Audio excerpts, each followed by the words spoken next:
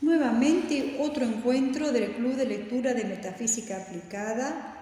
Nos reunimos en presente, Núcleo de Autoconocimiento y Sanación, en la sede de Chacabuco 680 de la ciudad de Tandil. Continuamos con el librito A los pies del maestro que escribió Krishnamurti. Es un librito que tiene un montón de ediciones. Este que estamos leyendo es de la editorial Kia de Buenos Aires. Esta es del año 94, pero comenzó a ser publicada en el año... La primera que lo publicó fue en el año 1929, en una editorial de Barcelona. La primera edición de la librería Kia fue en 1954, la segunda en el 57, en el 59, 63, 66, 69, cada 3 años hacían otra tirada.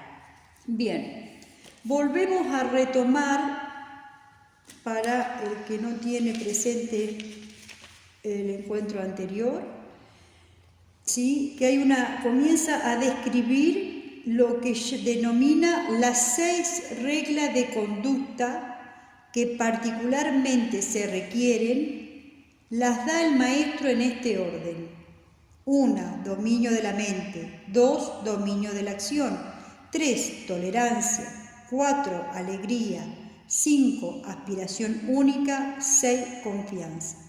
Dominio de la mente ya la hemos leído. Vamos a retomar, porque no está de más para la persona que encuentra el capítulo en la plataforma de YouTube y por ahí no tiene el otro, no está suscrito al canal.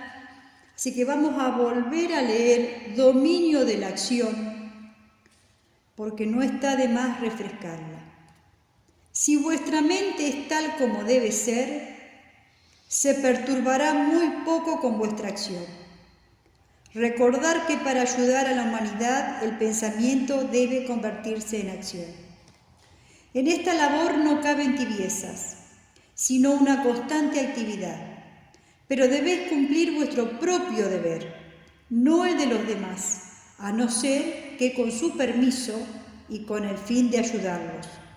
Dejad que cada cual cumpla su propio deber a su modo peculiar. Estad siempre dispuesto a ofrecer vuestro apoyo cuando sea necesario, pero nunca os entrometáis, porque para algunas personas la cosa más difícil del mundo es aprender a cumplir sus propios deberes. Y precisamente esto es lo que vosotros debéis hacer. Aunque tratéis de realizar una labor más elevada, no por ello debéis olvidar vuestros deberes ordinarios, pues hasta que estos no queden satisfechos, no estaréis en libertad para prestar otros servicios. No os comprometáis con nuevos deberes mundanos, mas debéis cumplir perfectamente aquellos de los que estéis encargados, esto es, todos aquellos deberes que reconozcáis como evidentes y razonables. No deberes imaginarios que otros traten de imponeros. Si queréis servirles a ellos, debéis cumplir vuestros deberes ordinarios mejor y no peor que los demás, porque haciendo eso también les servís. 3. Tolerancia.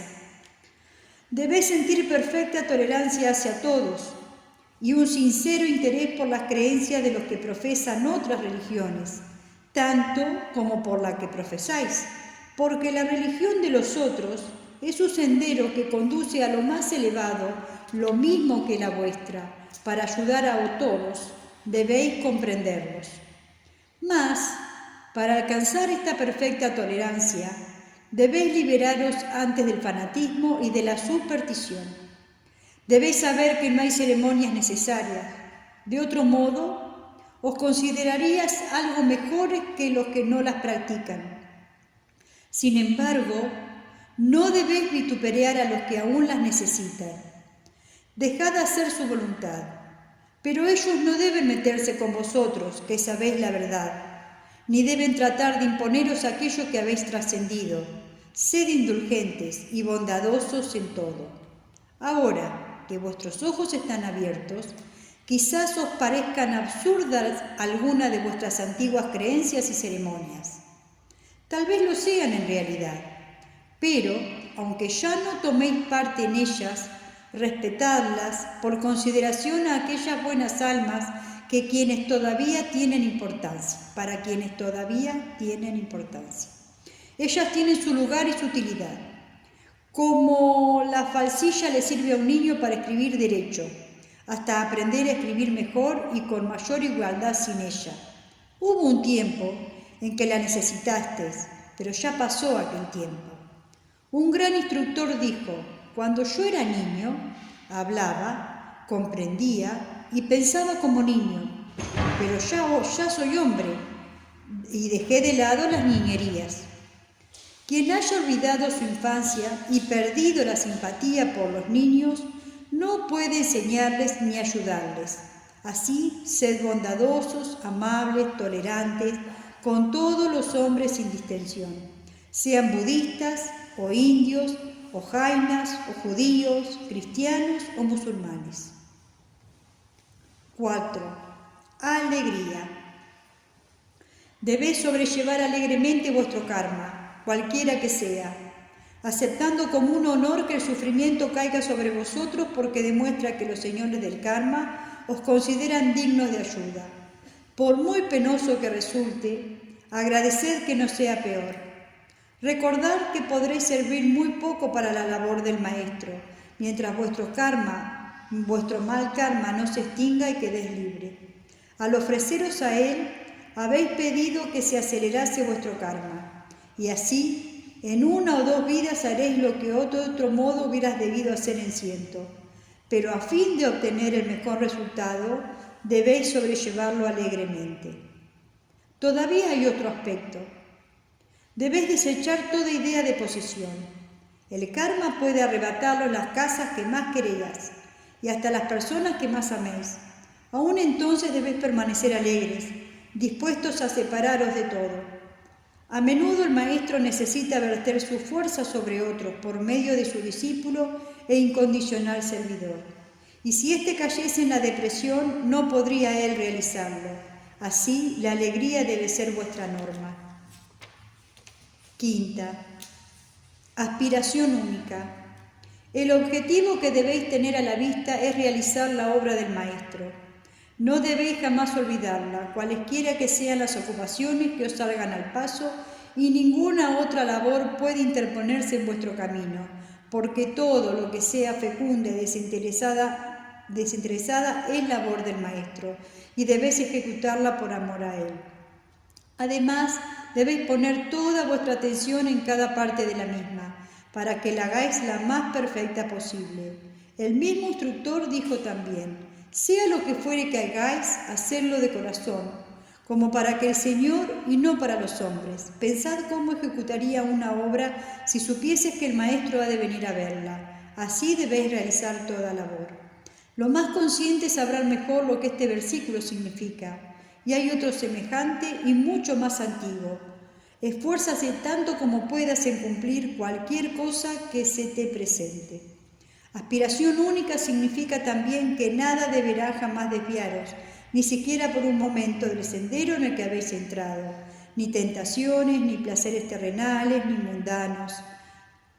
mundanos afectos, deberán nunca apartaros de él, porque vosotros mismos debéis identificaros con el sendero, el cual ha de formar parte de vuestra naturaleza, de tal modo que lo sigáis sin necesidad de pensar en él ni en la posibilidad de abandonarlo. Vosotros, la mónada, lo habéis decidido. Desprenderos de él equivaldría a desprenderlo de vosotros mismos. 6. La confianza. Debéis confiar en vuestro Maestro. Debéis confiar en vosotros mismos. Si ya habéis visto al Maestro, confiaréis del todo en él, a través de vidas y muertes. Si aún no lo habéis visto, debéis tratar de imaginárnoslo y confiar en él, porque si no lo hicieras, no podrá él ayudaros. Sin completa confianza no puede establecerse la perfecta corriente de amor y de poder. Debéis tener confianza en vosotros mismos. ¿Decís que os conocéis bien a vosotros mismos? Si tal creéis, no os conocéis. Tan solo conocéis la débil corteza externa que con frecuencia cae en el cielo. Vosotros, vuestro yo real es una chispa del propio fuego divino, y como Dios que es omnipotente está en vosotros, nada hay que no podáis hacer si queréis. Y decíos, lo que hizo un hombre, otro hombre puede hacerlo. Yo soy un ser humano, más aún soy Dios en el hombre. Puedo y quiero hacerlo, porque vuestra voluntad debe ser cual acero templado, si queréis hallar el sendero. Capítulo 4. El amor es la cualidad más importante, porque cuando es bastante fuerte en un hombre, lo estimula a revertirse de todas las demás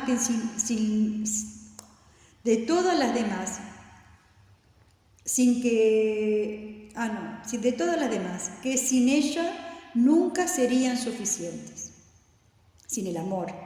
Suele definirse el amor como un intenso deseo de unión con Dios y de liberación de la rueda de nacimientos y muertes.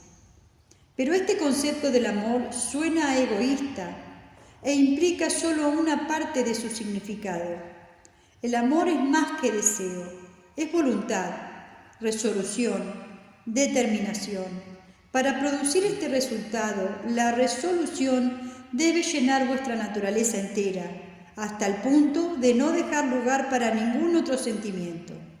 Es sin duda la voluntad de ser uno con Dios, no para escapar del sufrimiento y de la fatiga, sino que a fin de que esta razón de vuestro amor profundo hacia Él, podáis obrar con Él, y como Él obra, pues siendo Dios su amor, si queréis llegar a ser uno con Él, debéis también estar poseídos de amor y perfecto altruismo. En la vida diaria esto significa dos cosas. Primera, que procuréis cuidadosamente no causar daño a ningún ser viviente. Segunda, que siempre que estéis alerta por si se presenta la oportunidad de ayudar. Primero, no dañar. Hay 3 pecados que causan en el mundo los mayores males que todos los demás: maledicencia, crueldad y superstición, porque son pecados contra el amor. Si el hombre quiere henchir su corazón de amor divino, ha de vigilarlos y combatirlos constantemente. Lo voy a volver a leer. Hay 3 pecados que causan en el mundo mayores males que todos los demás. Maledicencia, ¿qué significa? Hablar mal de alguien. Hablar mal de él. Sí, mentiras. Crueldad. Tratar mal. Tratar mal y hablarle mal. Y a veces decir lo que yo llamo verdades innecesarias. Claro. ¿Sí? Siempre hablamos de que tener la verdad o tener la razón no me da derecho a lastimar al otro. Claro. Que no es lo mismo que el otro se sienta lastimado. Por supuesto que no. Bien. Y superstición. Creer en cosas que no son. Creer en cosas que no son. ¿Sí? Creer en verdades falsas. Entra la superstición en el tema de la fantasía del hombre cuando el hombre tiene una fantasía, es similar a la superstición. Y se viene mucho como herencia en las familias. Sí, por Cada supuesto. nación tiene sus tipos de superstición. Bien, dice, porque son pecados contra el amor. Si el hombre quiere henchir su corazón de amor divino, ha de vigilarlos y combatirlos constantemente. Bien, ¿por qué son pecados contra el amor? Y porque es muy egoísta. Porque cuando el amor, ¿qué les digo yo siempre? Que es una energía que es como una plasticola. Entonces, si yo me apego a la conducta de hablar mal de alguien, a la superstición, ¿sí? Esa plasticola se empieza a llenar ¿de qué energías? Malas. De malas energías. Ahí está. Por eso dice que es un pecado. Claro. ¿Sí? Porque lo lastima al amor. Sí. A lo que más lastima es a la energía del amor. Lastima al otro. Sí, por supuesto. Veamos los efectos de la maledicencia. Principia con el mal pensamiento, y esto en sí mismo es ya un crimen. ¿Por qué? Y porque la energía sale de vos y vuelve el objetivo que vos estás pensando. ¿Qué, mi amor? Sí. Veamos los efectos de la maledicencia. principia con el mal pensamiento. Y esto en sí mismo ya es un crimen. Sí. Y voy a estar dañando al otro. Bien. Porque en todas las personas y en todas las cosas existe el bien y el mal. A cualquiera de estos podemos prestarle fuerza pensando en él. Si yo pienso mal de una persona, le estoy aumentando la parte negativa. Sí. Y favorece. Que no es lo mismo que yo me ponga a pensar a que yo me dé cuenta. Yo me doy cuenta que esta persona tiene este problema. Pero yo no sigo hablando y hablando. No. ¿Qué tengo que hacer? Darse cuenta para tratar de ayudar. Tratar de ayudar. Cosa que el otro está mal y seguir pensando. ¿Se entiende? Bueno. No es que yo tengo que ver que el otro está mal y decir, no, el otro está bien, es una maravilla. No, me doy cuenta. Sí, y tendrá que preguntarte, ¿puedo ser útil en algo? Sí, y desde la energía puedo mandar la buena energía a lo que yo pueda. Bien. A cualquiera, entonces, como las personas tenemos energía positiva y energía negativa, si yo me sumo a la energía negativa de la otra persona, hablando mal, esto, aquello, lo otro, yo le aumento a esa misma persona la energía negativa. Bien. Y a cualquiera de estos podemos prestarle fuerza pensando en él y por este medio ayudar o estorbar la evolución.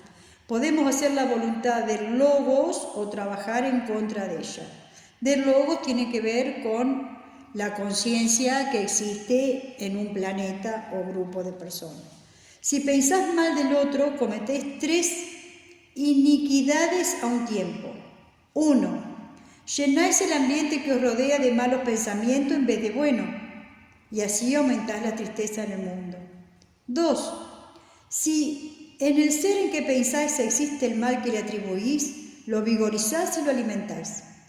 Y así hacéis peor a vuestro hermano en vez de hacerlo mejor. Pero, si generalmente el mal no existe en él, y tan solo lo habéis imaginado, entonces vuestro maligno pensamiento tienta a vuestro hermano y lo induce a obrar mal, porque si no es todavía perfecto, podéis convertirlo en aquello que lo habéis pensado. Claro, porque es una energía tan fuerte que es la gotita que dice que el otro perdió su rumbo. 3.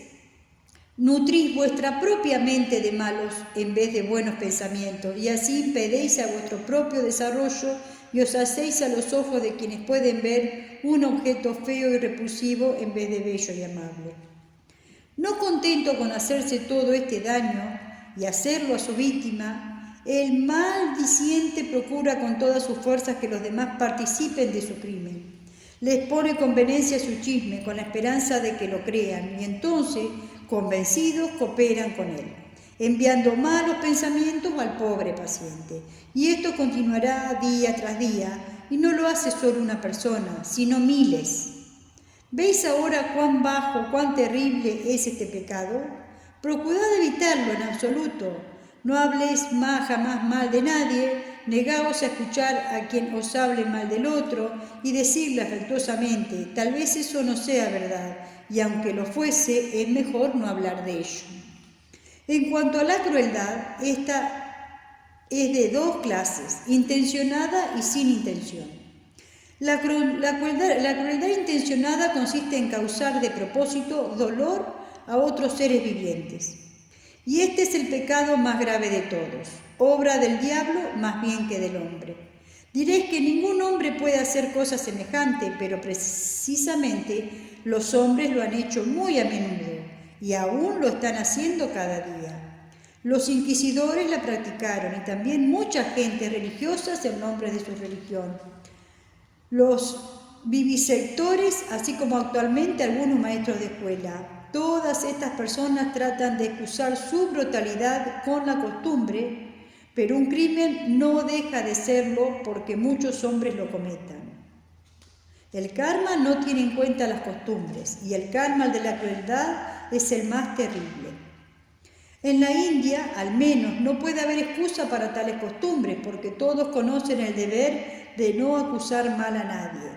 El destino de los crueles cae también sobre aquellos que se dedican intencionadamente a matar a las criaturas de Dios y lo llaman a esto deporte. Yo sé que tales cosas no las efectuáis vosotros y por amor de Dios habláis claramente contra ellas cuando la oportunidad se os presente. Pero también hay crueldad en las palabras como en los actos, y una persona que diga una palabra con intención de herir a otra es culpable de este crimen. Esto tampoco lo haréis vosotros, pero algunas veces una palabra dicha, al descuido hace tanto daño como una maliciosa. Así pues, debéis estar siempre en guardia contra la crueldad no intencionada. En general, ello procede de la irreflexión. Hay hombres tan poseídos de la ambición y de la avaricia que ni siquiera se dan cuenta del sufrimiento que causan a los demás pagándoles poco o haciendo pasar hambre a su mujer e hijos. Otros, pensando tan solo en su codicia, se preocupan poco de los cuerpos y de las almas a quienes arruinan por satisfacerla. Para librarse de unos cuantos minutos de molestia, un hombre deja de pagar a sus obreros el día que les corresponde, sin acordarse de las dificultades que este hecho les reporta. Tanto sufrimiento se causa por descuido, por olvidar cómo una acción afecta a los demás, pero karma nunca olvida y no tiene en cuenta que los hombres olvidan los hechos. Si deseas entrar en el sendero, debéis pensar en las consecuencias de vuestros actos, para que no seas culpable de crueldad irreflexiva. La superstición es otro mal tremendo, que ha causado grandes y terribles crueldades. Las personas esclavas de ellas menosprecian a las que saben más y tratan de obligarlas a hacer lo que ellas hacen. Pensad en la horrorosa matanza debida a la superstición de sacrificar animales y todavía más terrible al prejuicio de que los hombres necesitan alimentarse de carnes. Yo soy carnívora, lo aclaro por la duda. Bien, me gustaría que todo el mundo matara a los animales como los matan los judíos. Claro. Sin dolor y sin sufrimiento. Sí. Y bueno. Pensad en el trato que la superstición ha dado motivo con respecto a las clases oprimidas en nuestra amada India, y ved cómo esta mala tendencia puede engendrar una despiadada inconsideración, aún entre los que conocen el deber de fraternidad. Los hombres han cometido muchos crímenes en nombre del Dios del amor, movidos por la pesadilla de la superstición. Cuidad mucho de que no os quede en vosotros ni el más leve vestigio de ella. Debéis evitar estos tres grandes delitos porque son fatales a todo progreso, por ser pecados contra el amor. Pero no tan solo estáis obligados a refrenarlos de este modo ante el mal, sino que debéis saber ser activos para el bien. El intenso deseo de servir ha de llegar al máximo hasta el punto de estar siempre a la mira para aplicarlo alrededor de vosotros, no tan solo a las personas, sino a los animales y a las plantas. Debéis prestar vuestro servicio hasta que en las pequeñas cosas de la vida diaria, de modo que acostumbraos a ello, no podáis sustraeros cuando se presente la oportunidad de hacer cosas de mayor importancia. Pues si deseáis llegar a ser uno con Dios, que no sea para vuestro propio beneficio, sino para convertiros en canal por donde fluya su amor para alcanzar a vuestros semejantes. El que está en el sendero no vive para sí mismo, sino para los demás. Se olvida de él para poder servirlos. Esa manera de pluma en manos de Dios, pero la que fluye, su pensamiento y tiene expresión aquí abajo, lo que no podría suceder sin ella. Esa manera de un canal de fuego viviente que derrama sobre todo el mundo el divino amor que llena su corazón.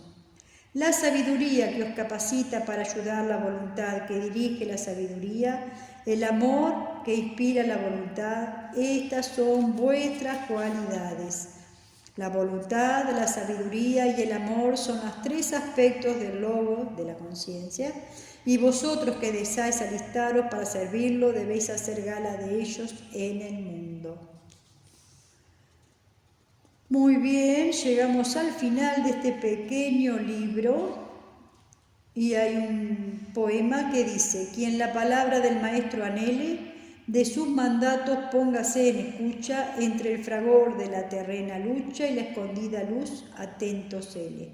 Sobre el inquieto y mundanal gentío del maestro atisbe la señal más leve y oiga el susurro que su voz eleve del mundo entre rugiente griterío. Muy bien. Un librito que fue editado muchísimas veces. Sí. Desde el año 29 la primera vez. Y así todo, seguimos sin aprender nada. Sí. Obviamente, vuelvo a explicar que este es un maestro yogi, claro, famosísimo, sí, siguiendo sus conocimientos yógicos, con su idea, su cosmovisión yógica de la creación. Bien, ¿alguna preguntilla? Hay tantos. Tengo uno que no sé si corresponde a un grupo como este, pero hoy en día se habla tanto de la falta de empatía, que hay que tener empatía con todo el mundo. Sí. Y cuando yo estoy con muchos jóvenes, si yo llevo mi estilo de vida como a mí me enseñaron, siempre me dicen que tengo falta de empatía. Pero ellos tampoco no tienen empatía conmigo de respetarme. Sí, hay un temita con el mundo actual y con las cosas que se dicen. Sí. Porque como hay una ideología que está predominando, entonces, y los jóvenes les falta el conocimiento y la experiencia, y lo que más les falta es el conocimiento, porque no estudian, porque no aprenden, porque no se capacitan, ¿sí? Porque les parece que hacer un curso o leer libros escritos, que son como comida digerida, como la mamá pájaro que digiere, no buscan las fuentes. Una cosa es leer y después ponerla realmente en práctica. Lo leen y lo interpretan a su manera. Sin seguir ninguna corriente de pensamiento anterior, podría decirlo así. Entonces van llevando lo que su interpretación para ellos es su verdad. Entonces, como ellos tienen su verdad, se juntan con personas que piensan como ellos. Y cuando uno le dice, no, pero mira, yo esto mismo yo lo interpreté así, y yo lo viví así, y a mí me lo enseñaron así, ellos piensan que uno está equivocado. Si son débiles, se sienten ofendidos. Y si no, dicen, bueno, pero eso era antes. Ahora es de otra manera. Y listo. Y ahí termina la conversación, porque están cometiendo un pecado de ignorancia, sin saberlo. Sin saberlo de verdad. Porque una persona no puede saber con un libro lo que otra persona sabe con 30 años de estudio.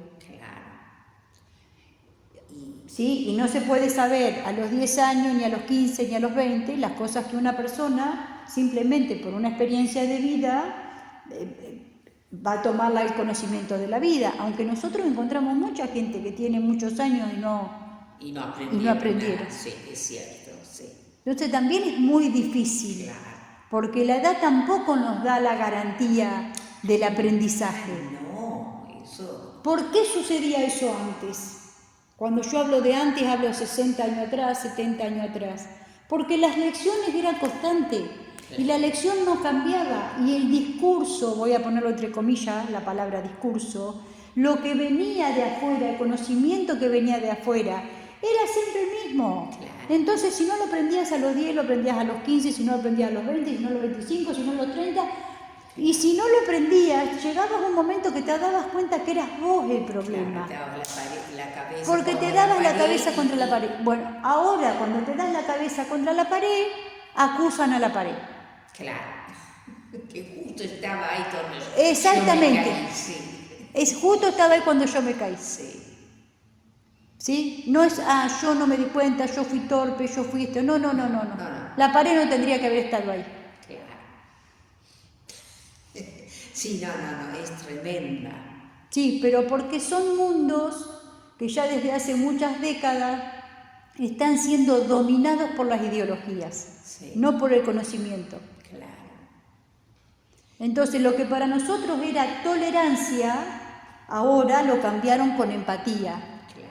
Pero resulta que esa empatía está sesgada. Sí, totalmente. Vos me tenés que comprender a mí, yo no tengo por qué comprenderte a vos. Yo con la edad que tengo muchas costumbres que no son los de los jóvenes ahora. Claro, lógico. Y si yo llego a decir algo, hay que poco empatía. Es decir, sí, pero vos, ¿qué empatía tenés conmigo que yo no puedo tener mi opinión, claro, por mi experiencia de vida? Claro, porque la empatía vuelvo a lo mismo. El mundo dominado por las ideologías, cuales sean, ¿sí? Y yo, para salir del momento actual, puedo decir que, ¿te acordás en la época de la Guerra Fría? Los rusos son los malos, sí, los estadounidenses son los buenos. Sí, sí. Bueno, eso también es una ideología. Lógico. Porque no todos los rusos, las personas rusas son malas, y no todos los norteamericanos son buenos. No. Bueno, eso también es una ideología, no sí, solamente sí, las ideologías que nosotros conocemos ahora, sí, actualmente. Sí, y así podemos hablar de otras ideologías. Y todas las guerras fueron formadas por ideología. Exactamente. Entonces, cuando las personas están dominadas por una ideología, significa que perdieron la capacidad de razonar en forma objetiva. Claro. Porque esa ideología es como una red adentro de la cabeza. Claro, vuelvo a lo mismo, ¿sí? Entonces nos impide poder estudiar las cosas con claridad. Ahora, hay mucha cuestión con el tema de la empatía que la están usando como que yo te tengo que caer bien. Si te voy a decir algo, sí, no buscan la empatía la hacen pensando en la emoción, sí, no en el conocimiento. Entonces, si vos sos empática conmigo, vos me tenés que proveer a mí de emociones agradables. Y no me tenés que decir nada. Sí, antes lo llamábamos falso. Muy bien. No me tenés que decir nada que a mí me provoque una emoción desagradable. Claro. ¿Se entiende? Sí. Entonces, pero yo soy empática con vos, porque yo no te estoy diciendo que eso que vos pensás es una pavada, no te estoy diciendo que eso es antiguo, porque yo te respeto y no te digo ninguna de esas cosas, porque yo sí soy empática. Pero vos a mí me venís y me decís las cosas que vos pensás, y a mí me generás emociones desagradables, entonces vos no sos empática. Claro. ¿Si ahora lo entendiste? Lo piensan en las emociones, no tiene nada que ver el conocimiento, no tiene nada que ver la verdad. Además, en nuestra época decíamos hipócrita y falso. Claro, a mí me ha tocado tener una opinión sobre cosas en la vida y ellos me dicen, ¡ah, qué antiguo que sos! Claro. Si no lo probaste, ¿cómo lo sabes? Por ejemplo, yo no preciso fumar marihuana para saber que no querés. Saber que no quiero. Claro. O cigarrillo o lo que fuese. No es la mía. Claro. Por ejemplo. Sí. Bueno, pero cuando hablan de empatía lo hacen así. Sí. Para ser empático, el concepto que están usando, que no es el verdadero. No. Pero bueno, el concepto que está usando, que la gente habla y sos empática, no sos empática, qué sé yo, lo están diciendo desde las emociones. Sí. Ser empático ahora es no decirte nada que te vaya a molestar. Entonces, si yo estoy mirando a Belén y estoy diciendo, ay Belén, no sé, tiene el pelo feo, no se puso una hebilla, qué sé yo, si yo no lo digo, yo digo, ay, yo soy empática. Sí. Porque yo no le estoy diciendo nada a Belén que la puede ofender, lastimar o lo que sea. Entonces, Belén me puede decir cualquier cosa y yo le digo, sí, muy bien. ¿Cómo le decíamos nosotros antes? Hipócrita, falsa, sí, y quedar bien con Dios y con el diablo. Sí, sí. Bueno. Sí. No, incluso me ha pasado que me han dicho que no soy empático cuando yo trato de decir por qué ahora te estás poniendo en víctima. Claro. Entonces siempre la culpa es mía. Sí. Sí, bueno, las ideologías modernas son expertas en... Sí, en largar la culpa al otro. Sí, son expertas, sí. Sí. Sí. Es algo impresionante. Sí, no, es tremendo. Es tremendo, sí. Nunca se hacen cargo de nada, ¿no? Sí. ¿Otra pregunta? Está bien, todo está bien. Bueno, por eso en los libros antiguos, en las traducciones antiguas, nosotros no leemos palabras como empatía y todas esas cosas, porque son palabras antiguas. Sí. O sea, la palabra empatía, de hecho, viene del griego. No me acuerdo bien la etimología ahora, pero es una palabra que viene del griego. Pero las ponen modernos para explicar lo mismo. Claro, en lugares equivocados. Usan la palabra para armar un concepto que ellos quieren que les sirve. Que no era el original. Que no era el original. Claro. ¿Sí? Sí. No es una falsificación, pero bueno, como a nadie le importa mucho, yo hoy explicaba en la clase de hoy de la mañana que nosotros, las personas, hablamos muy mal. Todos hablamos muy mal. Sí. Y como hablamos muy mal socialmente y todos nos entienden, nos parece que estamos hablando bien. Entonces yo puse el ejemplo hoy. ¿Sí? Hoy estaba con mucha llovizna. Sí. Entonces vamos a imaginar lo siguiente. Vamos a imaginar que yo quisiera salir a la calle y alguien me dice, ¿no te llevas un paraguas? Y yo hago así, pongo la mano así en la vereda, salgo del techito y digo, no moja. ¿Bien? Sí. Y si yo digo no moja, el otro me va a entender lo que yo estoy diciendo, sí. Pero no es correcto, Claro. Porque esa lloviznita moja, pero no lo suficiente como para molestarme. Pero yo en lugar de armar la frase, sí. Esta llovizna a mí me gusta, ¿sí? Y no me molesta que me voy a humedecer la ropa caminando abajo de la... A mí me encanta. ¿Sí? En lugar de decir eso, yo digo no moja. Claro. Y el otro que entiende que yo estoy diciendo, que yo pensé, no me molesta y todo lo demás, entiende que yo digo no moja. Y cuando él tiene que explicarlo, dice lo mismo. Claro. Pero lo hablamos mal. Como esa tenemos 1.000 millones de cosas. Seguro. Entonces, así como hablamos mal, armamos mal la frase en nuestra cabeza, así también lo hacemos cuando pensamos. Sí. Eso te iba a preguntar. Que si nosotros pensamos mal de alguien, ¿eso vuelve a nosotros? O sea, desde la energía. Y en algún momento sí. Lo que pasa es que la energía vuelve... La energía siempre va a volver cuando uno esté en debilidad. Y claro, porque a veces mientras uno es fuerte, no se alcanza a sentir. Claro. Pero mayormente cuando uno piensa mal, tu pensamiento va contra el objeto, lo que sea, y vuelve. Pega la vuelta y vuelve. Si tu agua está fuerte porque estás bien, se quema. Y si no estás muy fuerte... No necesariamente se quema. A veces se queda ahí esperando el tiempo. El momento que... Claro, que generalmente empieza después de la menopausia. Sí.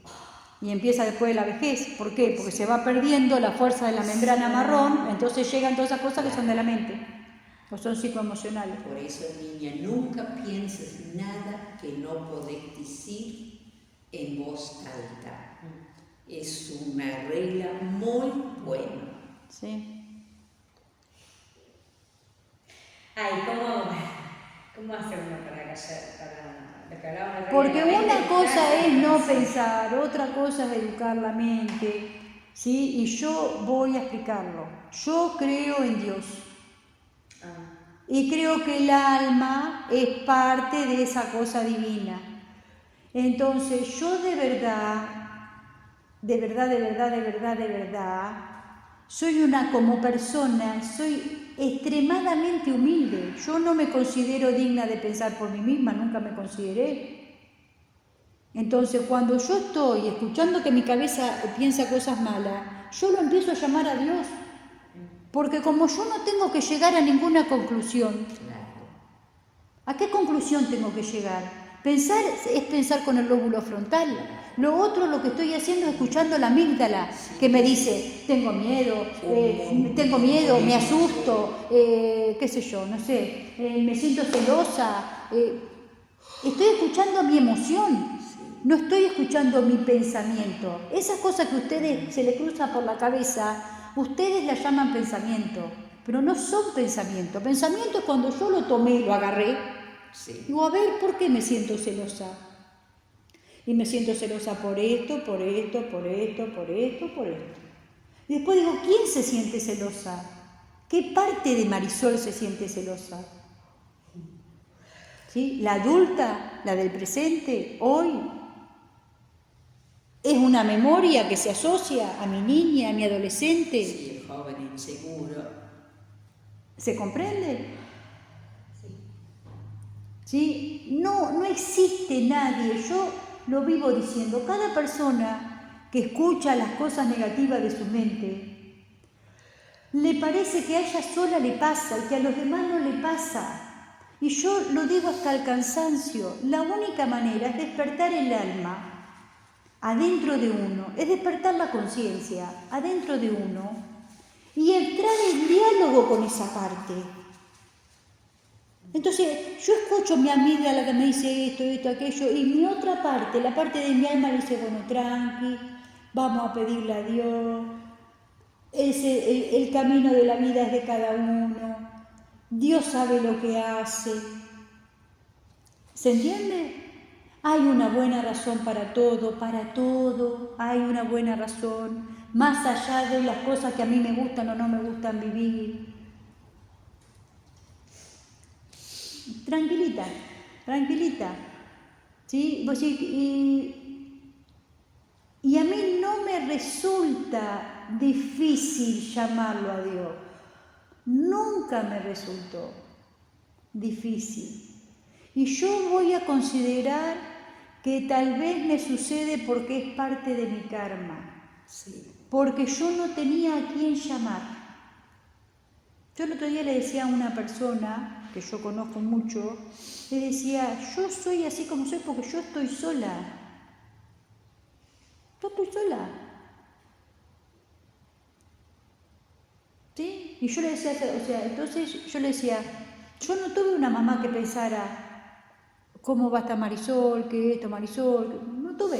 Tampoco tuve un papá que pensara, voy a hacer esto, a ver si Marisol puede estudiar, puede hacer esto, puede hacer aquello. No tuve eso. Tampoco tuve tíos ni primos que pensaran, vamos a ver cómo hacemos para ayudar a Marisol. No, tuviste que forjarte sola. ¿Se entiende? Entonces a mí, tal vez por esas situaciones difíciles de mi vida particular, a mí siempre me resultó fácil recurrir a ese ser invisible que yo creía que existía. ¿Sí? Y durante muchísimos años, y yo sé que esto le ha pasado a muchísima gente que está con el conocimiento y con la fe, qué sé yo decía, pero Dios, ¿qué te hice que no me querés? Porque la pasaba tan mal, que yo sentía que Dios no me quería. ¿Se entiende? Obviamente llegó un momento que habré quemado toda esa energía que me hacía sentir tan mal en mi corazón, ¿sí? Y bueno, me empecé a sentir mejor interiormente. ¿Se entiende?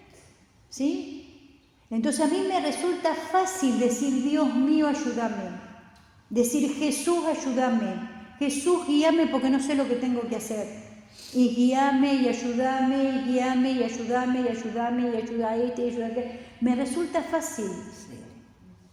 No es que mi cabeza no dice blu, blu, blu, blu, blu, blu, blu. Sí, dice, no me deja dormir, me despierta, me descompone. Sí. No es que, yo lo digo, ya está, y ando caminando sobre las nubes y la vida me sonríe, no. Es una lucha entre una energía y otra, una energía y otra. Una lucha. ¿Se entiende? ¿Sí? Y nos pasa a todos. En algunas personas es más grave, ese blu, blu, blu, blu, blu, y en otras personas es más fácil. Y yo sigo insistiendo. El hombre solo no puede porque el hombre, si le sacase el alma, si el alma está pequeñita, dormida, acobachada, ¿sí? Está el animal solo. No hay nadie más. Vos para que el alma empiece a poder hablar, a contrarrestar un poco, hay que despertarla. Para despertarla hay que alimentarla, no se despierta sola. Y no se alimenta con... Se despierta con la voz. Hay una cosa muy importante, por eso yo me gusta tanto a mí el club de lectura, por eso no pongo imágenes, porque quiero que sea la voz. Por eso escucho audiolibros, escucho esto, escucho. ¿Se entiende? Porque la voz despierta el alma, es la primera cosa, y cuando la despertás empieza a tener hambre. Y cuando tiene hambre, quiere ir a comer, como un animal, como un gatito recién parido que va a buscar la teta. Entonces, hasta que el alma no se despierta, no tiene hambre. ¿Lo entienden? ¿Sí? Entonces, como no tiene hambre, ¿qué hace? Está como hibernando, está dormida. Es como si no estuviera. Sí. Y el ego hace lo que le canta. Y el ego hace lo que le canta con las compañías, buenas o malas que tenga. ¿Se entiende? Sí. Cuando yo tengo el alma despierta, mi alma empieza a buscar lo que es comida para mí. No importa si la comida espiritual que yo voy a comer es de mala calidad. ¿Se entiende? Porque es lo que yo puedo. No todo el mundo puede comer el banquete. A veces arrancan comiendo como unas papas fritas, una masita, como si fuera no la comida sustanciosa, como si fuera un quitambre, exacto. ¿Sí? Bueno, tengo hambre, no llego al churrasco, entonces ahora me como una masita, un sanguchito, un pedacito de queso y tiro. ¿Sí? De mala calidad, a veces. ¿Qué son de mala calidad? Creencias que no son del todo ciertas, mezcla de cosas que hacen, que agarran de acá y de allá y del otro lado. ¿Sí? La otra vez yo hablaba con una persona que había estudiado con un chamán y dice yo soy chamán porque estoy aprendiendo, qué sé yo, y hago un trabajo de sanación que se llama curar las fracturas del alma. ¿Sabes de dónde viene eso? De los judíos y de los cristianos. Sí. Que hablan que por el pecado original el alma se fracturó. Pero si yo le dijera, ¿vos sabés que eso viene de ahí? Sería enojo. Claro, no, porque viene y hago con unas cositas, con las cosas de laurel y hacemos cosas chamánicas. Y no entienden que el que le vendió el curso y el que lo creó, donde sea, en Rusia, Estados Unidos, donde haya sido, Es un buen negocio. claro, y no lo puede entender, pero aún así, es un alma queriendo comer, Está en la búsqueda. queriendo comer, así, queriendo comer. ¿Se entiende? Bueno.